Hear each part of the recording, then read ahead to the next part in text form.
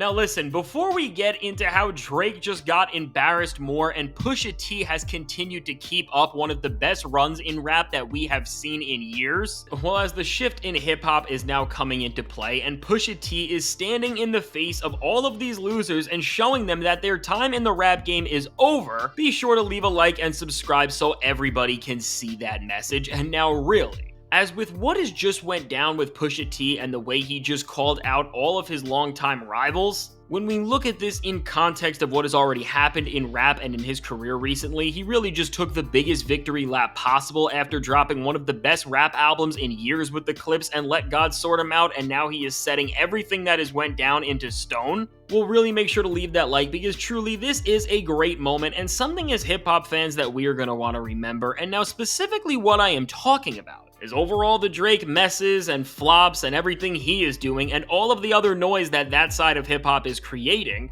is the first record from Pusha T to release after defeating the entire industry with the Clipse album and just creating a statement in rap that has been greater than most albums have been in years. And with this, what Push has now done is taken that momentum from an album that really would have went number one in most other weeks this year and in this entire era and chapter we are in music, and really move the way you should after doing one of the biggest things you possibly can as a rapper, which is creating an album that is critically acclaimed, culturally important and relevant, and competed on the charts with pop stars and artists who have all of the backing in the world, which of course he did after Clipse proved that they can hold their own against Travis Scott and the Jack Boys, and also even a giant as big as Justin Bieber. And now currently as we are seeing all of these albums progress into their release cycle, and Travis Scott is dropping off those charts, all while Push and Malice continue to reign over the hip-hop world right next to Tyler the Creator with their body of work. And then also Freddie Gibbs is joining them, which we are going to talk about him very soon. And if you want to hear my thoughts on Alfredo 2 and everything going on with that record and its impact that it's about to make sure to leave a like and subscribe because you won't want to miss that. Now with all of this momentum and really Push showing that he is here to stay, well, now what he did, which is what all great rappers should do after dropping classic level music, is just get to talking over all your competition, and at that, Push is just causing trouble, as now in this time where he is doing numbers that are better than Lil Wayne, and he officially has outlasted the longest term rival he has ever had in terms of him, well, Push now has the green light to go off here in any way possible with this new collab that he has made with Wale, which is also made in conjunction with Anthony Edwards as an executive producer for a project that he is working on, and this song is titled Damage Control. And with this record, really, these guys could have not picked a better possible title, because this is what this side of rap who just whines, complains, and sues all the time is really gonna do after they have gotten called out here. And speaking of getting called out, what you have to realize here is that for Pusha T, he is not just a winner of the entire rap game right now with what he just did with Clipse and their album for all of its success, but within that success, as Pusha T has now been able to become an artist who is really in a dream scenario where he is independent and he is making music and exploring his creative choices as an artist and storyteller as a free agent, well, Push now has the ability to do and say literally anything he wants. And even when we get into this verse and who he is dissing here and calling out, well, again, this is something that Push has not literally had the ability to do ever since the Drake beef went down in 2018, because of course, as we found out, and what held back the release of the Clipse album was all that lame old Lawbury was so upset that he lost the beef, and as a result, he used his clout within their major label system to make sure that with every Pusha T verse and song and feature that ever dropped, the lyrics were checked over and he was not saying anything that was even slightly going against rap's biggest Pinocchio fan. All at the same time, the certified lover Pinocchio kept dissing Push over and over again at every chance he got. And so really for Push, this is what you have to understand, because after hearing all the disrespect on Churchill Downs, on Meltdown, and so many other tracks, and literally not being able to say anything, well, now as Push has won and his album is no longer shelved and they are out of their deal, Push is really now speaking up against Drake specifically and all of the things he wasn't able to, which in of themselves lost him entire album spots from multiple big name artists because Drake was scared to have him be on these songs and the labels did not want to deal with that. Well, again, when you just put into perspective everything that Push lost in that time and what he is doing now, you gotta just look at this from his perspective. And now after dropping an album that so many people, including myself, would say is the album of the year, it is that incredible. Well, Push has now not just been able able to tell his story, but he can say and do literally anything on top of the rap world, and nobody is gonna stop him. And so seemingly with the performance we are getting from Push in this song, this is exactly what goes down. And really what you end up seeing is the celebration of a man who has never been more up, all while his rivals have never been more down. And so with that, let's just get into this verse and the disses, because there is a lot to unpack here. And now what I want to say is that before Push even gets up to bat here, well, joining him on this track is none other than Wale, who is showing that in this time where the lyricists in hip-hop are more out than they have been in years, and the genre is shifting back to a better place, or at the very least it is trying to, well, Wale was ready for the moment, and while he does show that he can hold his own with one of the best rappers in the world, of course. But the main event and what we are here for is none other than Pusha T himself. And now as soon as Push hops on this track to close things off, and he drops the phrase, "I'm the truth and the proof," and then you just hear him rap with an entire new pocket and flow than he had on the album he just dropped. Well, for anybody who is in a beef or standing on a side that is not next to Pusha T, really just get out of the way, because Pusha T is still getting more menacing. And well, now the biggest rivals throughout Pusha T's entire career really find this out when he gets to calling them out, and he kicks off the bars he has here with some shots for Birdman, which read, "All I hear is birds, that's just words in the booth. The realest Birdman, I just cock a doodle do."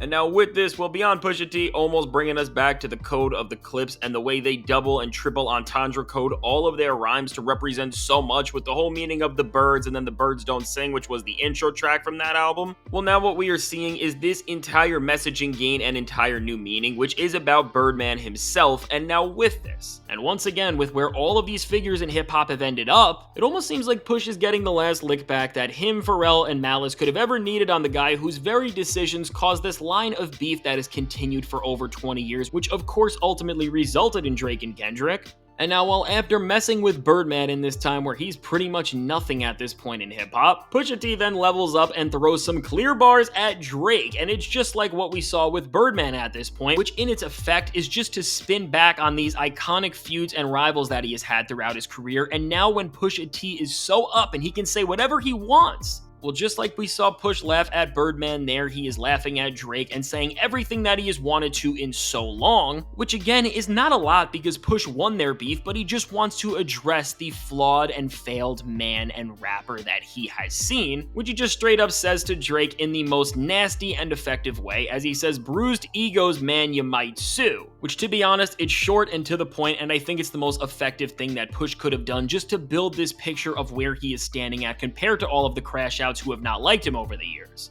And now also with the Jack Nino's bar at the end of this as well, this is a reference to the classic film New Jack City and the brothers from it within it, who do go by the name the Cash Money Brothers. And well, with this, really now as Push glides past these disses with some more flexes, which are just building up his demeanor and showing that he is truly one of the most creative names in the entire history of hip-hop at just telling his rivals that he is better than them, and then with some other bars which seem to just be alluding to the times changing and really just the sentiment of the Clipse defeating Lil Wayne, as after these were the two big albums from Legends this summer, they just took down not just any version of Wayne, but they got the one who released an installment of the Carter series? Overall, with this track, which even when it comes to dissing Drake, as Anthony Edwards helped put this song together, we are seeing that based on the weird way Drake expects NBA players to look out for him and follow the same rules that MCs do. Well, now they are gonna have beef if Drake is consistent with how petty he has been, and now really, overall, with the statement that Pusha T is making here. What I love about it and what is so special about the role Pusha T is playing right now in rap in so many different ways is really that he has just redefined everything, both in terms of the fact now that there is a rapper who is over 20 years into their career and who is just better than all of the new MCs and more in tune with what the culture wants than them.